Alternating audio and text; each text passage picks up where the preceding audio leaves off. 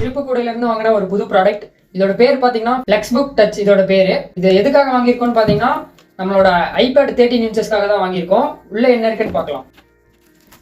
உள்ள என்ன கொடுத்துருக்காங்கன்னு பார்த்தீங்கன்னா ஃபர்ஸ்ட் எடுத்தோடனே ப்ராடக்ட் இருக்கு, அந்த கீபோர்டு, வேற உள்ள வந்து யூசர் மேனுவல் மாதிரி தான் கொடுத்துருக்காங்க.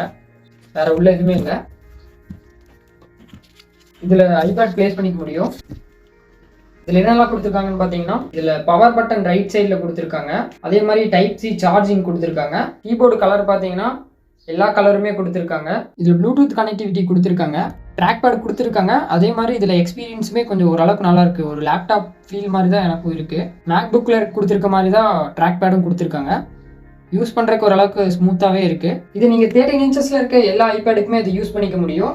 இதில் என்ன ஒன்று இருக்குன்னு பார்த்தீங்கன்னா 360 நீங்கள் திருப்பிக்கலாம். இந்த மாதிரி யூஸ் பண்ணிக்க முடியும் உங்களால்.